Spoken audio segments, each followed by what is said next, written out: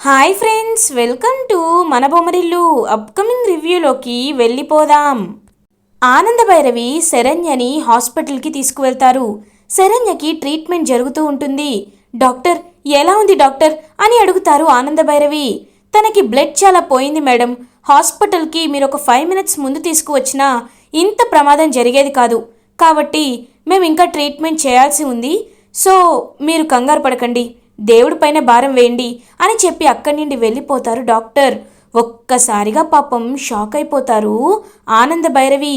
ఇంకా ఆనంద భైరవి లీలావతి వాళ్ళకి కాల్ చేసి శరణ్యకి కత్తి గుచ్చుకుంది అని, తన్ని హాస్పిటల్లో జాయిన్ చేశామని చెప్తారు. ఒక్కసారిగా షాక్ అయిపోయిన లీలావతి ఫ్యామిలీ హుటాహుటిన హాస్పిటల్కి బయలుదేరుతారు. అనన్య సమీరకి కాల్ చేస్తుంది. సమీరా, అనన్య, ఏంటి చాలా రోజుల తర్వాత కాల్ చేశావు అని అడుగుతుంది సమీరా. ఇప్పుడు నీకు కబుర్లు చెప్పడానికి కాల్ చేయలేదు, ఒక అర్జెంటు పనిపై కాల్ చేశాను. చూడు, ఆ శరణ్య మా అత్తయ్యకి దొరికేసింది. ఇప్పుడు తన్ని హాస్పిటల్లో జాయిన్ చేశారంట. ఇటువైపు దర్శన్ పోలీస్ స్టేషన్లో దెబ్బలు తింటున్నాడు. కాబట్టి ఆ శరణ్య నోరు విప్పినా, దర్శన్ నోరు విప్పినా నీ గురించి నా గురించి చరిత్ర అంతా బయటికి వస్తుంది. అసలే ఆ పోలీస్ మామూలు వ్యక్తి కాదు, చాలా స్ట్రిక్ట్గా ఉన్నారు. కాబట్టి ఇటు శరణ్య నోటిని నేను ఎలా అయినా మూయిస్తాను, నువ్వు దర్శన్ నోటిని మూయించాలి.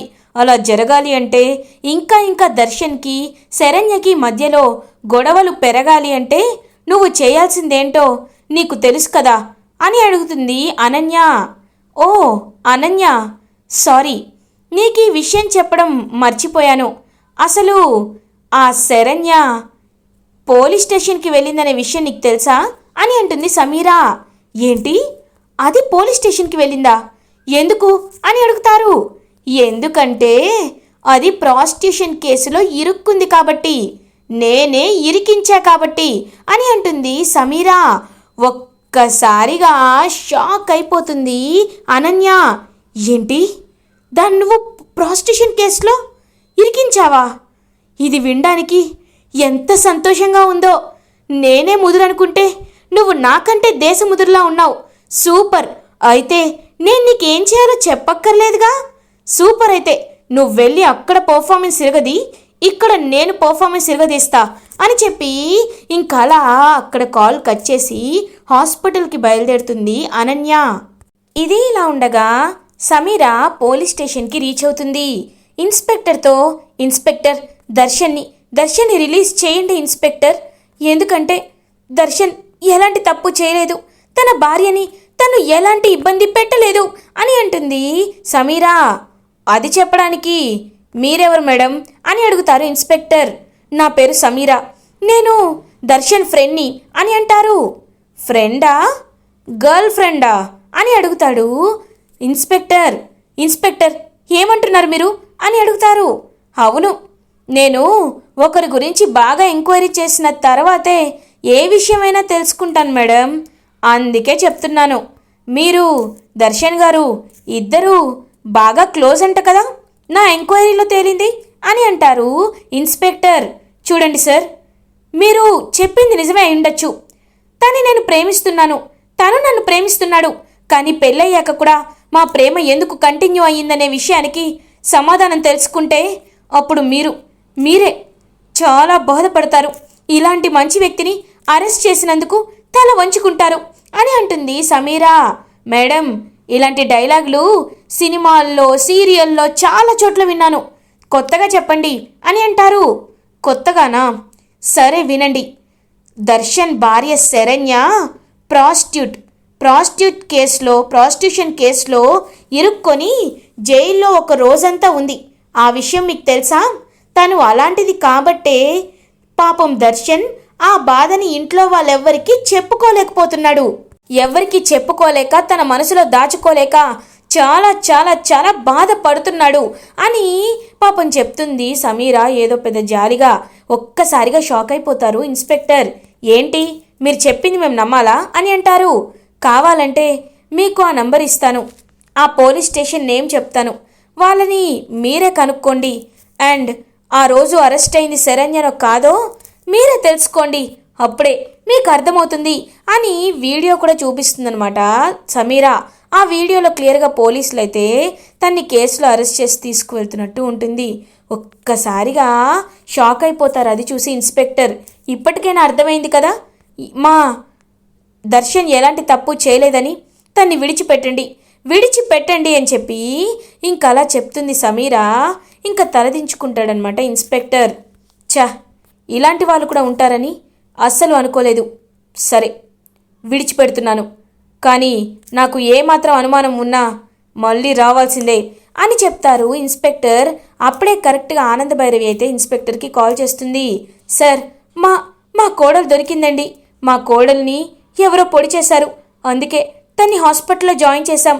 మీకు ఎందుకు చెప్తున్నానంటే ఈ విషయం మీకు తెలియకపోతే ఎలా, మా కొడుకును మీరు రిలీజ్ చేయకపోతే ఎలా, అందుకే ఈ విషయాన్ని మీకు చెప్తున్నాం అని అంటారు ఆనందభైరవి. ఇంకా వెంటనే కాల్ కట్ చేసి సరే వాడిని విడుదల చేయండి అని దర్శన్ని రిలీజ్ చేసి పంపించేస్తారు ఇన్స్పెక్టర్. సమీరా దర్శన్ని ఇంటి దగ్గర డ్రాప్ చేస్తుంది. నువ్వు కూడా రావచ్చు కదా అని అంటారు దర్శన్. వద్దులే దర్శన్, నేను ఇప్పుడు లోపలికి వస్తే మళ్ళీ పెద్ద గొడవ అవుతుంది, నేను ఎందుకు రావడం, నువ్వు వెళ్ళు, జాగ్రత్త అని చెప్పి ఇంక దర్శన్ని పంపించేస్తుంది. అలా ఇంకా దర్శన్ అయితే వెళ్తారు లోపలికి.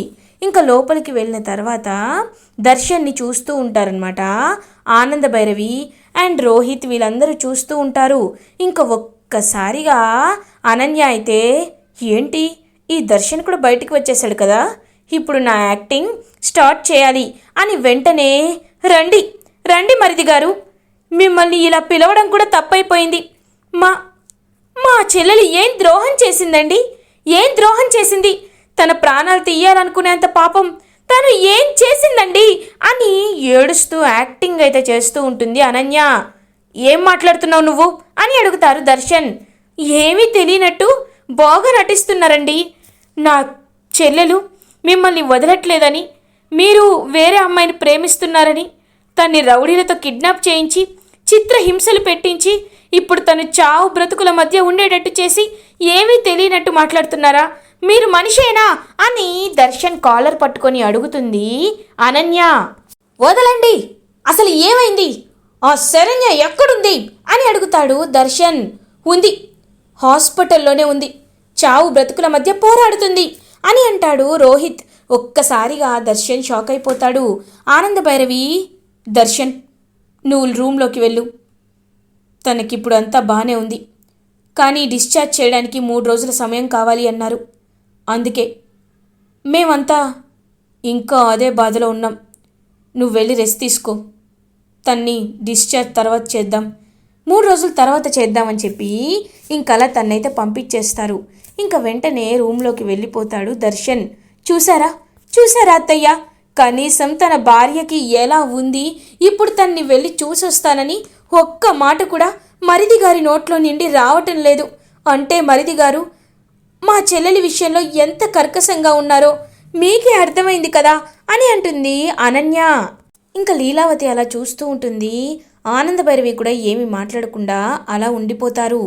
ఇది ఇలా ఉండగా ఇన్స్పెక్టర్ శరణ్యని వచ్చి చూస్తూ ఉంటారు. శరణ్య దగ్గర స్టేట్మెంట్ తీసుకోవడానికి వస్తారు. మేడం మేడం అని పిలుస్తారు. సార్ మీరు అని అడుగుతారు. మీ భర్తని మేము అరెస్ట్ చేశాం, రిలీజ్ కూడా చేసేసాం, మీ స్టేట్మెంట్ కావాలని వచ్చాం అని చెప్పేసరికి ఇంకా ఓకే అని చెప్తారు. ఇంకా వెంటనే స్టేట్మెంట్ ఇస్తుంది. ఇందులో నా భర్త తప్పేమీ లేదు, నా భర్త నన్ను కిడ్నాప్ చేయించలేదు, కొంతమంది రౌడీలే నన్ను కిడ్నాప్ చేశారు అని పాపం చెప్తుంది. ఇంకా వెంటనే బాగానే నటిస్తోంది, ఈ నటన గురించి వీళ్ళ అత్తయ్య వాళ్ళకి ఎవరికి తెలియదు అనుకుంటా, నేను అన్ని సాక్ష్యాలు సేకరించి బయటపెడతాను కదా అని మనసులో అనుకుంటూ అక్కడి నుండి వెళ్ళిపోతారు ఇన్స్పెక్టర్. ఇది ఇలా ఉండగా 3 డేస్ కంప్లీట్ అవుతుంది.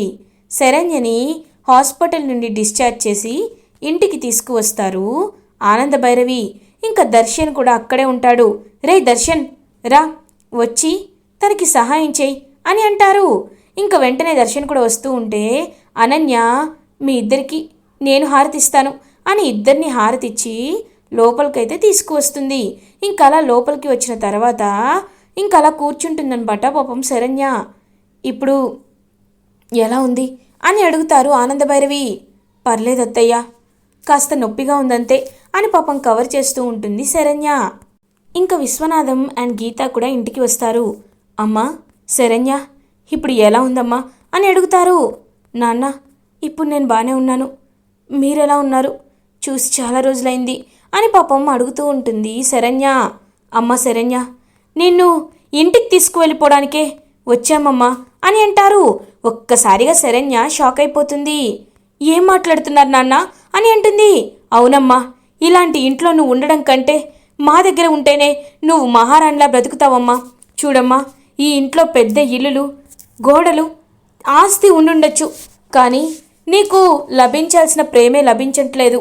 నువ్వు కనీసం కిడ్నాప్ అయ్యావని కానీ, నువ్వు కనిపించకుండా పోయావని కానీ చీమ కుట్టినట్టు కూడా లేదు అల్లుడు గారికి. ఇలాంటి కర్కసుడితో నువ్వు పెళ్లి చేసుకొని సుఖంగా సంతోషంగా ఎలా ఉంటావమ్మా? నువ్వు ఉండలేవని మేము అర్థం చేసుకున్నాం. మాకు బాగా బుద్ధొచ్చింది. అందుకే రామ్మా, నిన్ను ఇంటికి తీసుకువెళ్ళిపోయి ఇప్పుడు కాకపోతే ఇంకెప్పుడైనా నీకు మంచి అబ్బాయినిచ్చి పెళ్లి చేస్తాను.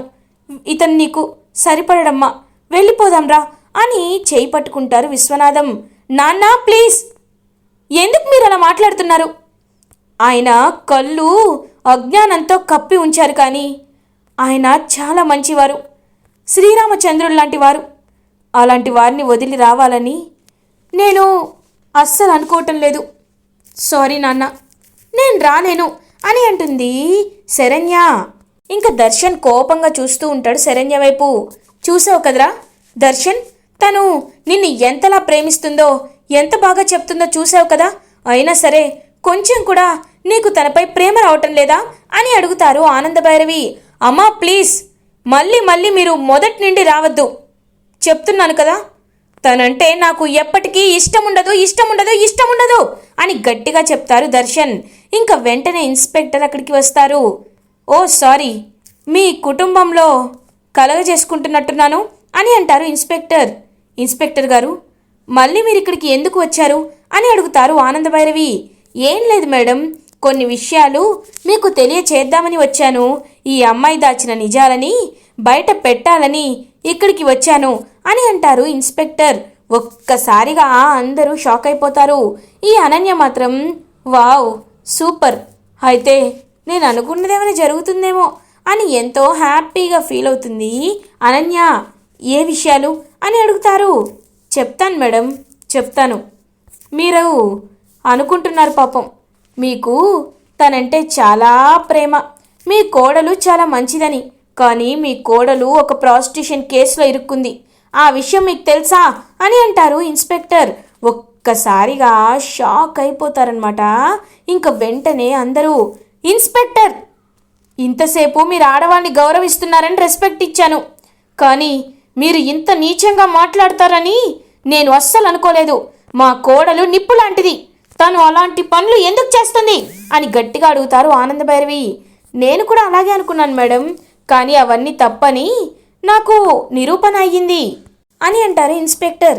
వెంటనే ఇంకా తన దగ్గరికి శరణ్య దగ్గరికి వస్తారు ఆనందభైరవి. శరణ్య చెప్పమ్మా, ఇదంతా అబద్ధమని చెప్పు, ఆ ఇన్స్పెక్టర్ చెప్పేది అబద్ధమని చెప్పు అని అంటారు. నిజమత్తయ్యా, నేను పోలీస్ స్టేషన్లో అరెస్ట్ అవ్వడం నిజం, నన్ను పోలీస్ స్టేషన్కి తీసుకువెళ్ళడం నిజమత్తయ్యా. కానీ నన్ను ఇరికించింది ఎవరో కాదు, స్వయాన దర్శన్ గారే. ఆయనే నన్ను ఇరికించారు. అందుకే నేను ఒక రోజంతా పోలీస్ స్టేషన్లో ఉండాల్సి వచ్చింది. నేను చెయ్యని తప్పుని, నిందని నాపై వేసుకోవాల్సి వచ్చింది అని అంటుంది శరణ్య. ఒక్కసారిగా ఫ్యామిలీ మెంబర్స్ అందరూ షాక్ అయిపోతారు. ఇంకా అనన్య సూపర్ అని అనుకుంటుంది. ఏంటి దర్శన్ ఇలా చేయించారా అని వెంటనే దర్శన్ దగ్గరికి వెళ్ళి దర్శన్ చంప పగల కొడతారు ఆనందభైరవి. ఒక్కసారిగా షాక్ అయిపోతాడు దర్శన్. అమ్మా, తను చెప్తుంటే నువ్వు నమ్ముతున్నావేంటి? తన కేసులో ఇరుక్కుందని నాకు తెలుసు, కానీ తనని నేను ఆ కేసులో ఇరికించానని తను పచ్చి అబద్ధాలు చెప్తుంది. ఏంటి శరణ్య, ఆగిపోయావేంటి? నేను నిన్ను ఇరికించానా? అయితే అన్ని పనులు నేనే చేశానని చెప్పు. ఇదిగో ఇప్పుడు కిడ్నాప్ కూడా నేనే చేయించానని చెప్పు అని అంటాడు దర్శన్. లేదు, మీరు చేయించలేదు. ఇదిగో నా అక్క అయినా ఈ అనన్యనే నన్ను రౌడీల చేత కిడ్నాప్ చేయించింది అని అంటుంది శరణ్య. ఇదంతా వింటున్న ఇన్స్పెక్టర్ ఒక్కసారిగా షాక్ అయిపోతారు. వామ్మో, అసలు మీది ఒక ఫ్యామిలీయా లేకపోతే క్రిమినల్స్ ఉండే నిలయమా? అసలు ఏం జరుగుతుంది ఇక్కడ? ఇదంతా తలుచుకుంటుంటే నా బ్రెయిన్ హీట్ ఎక్కిపోతుంది.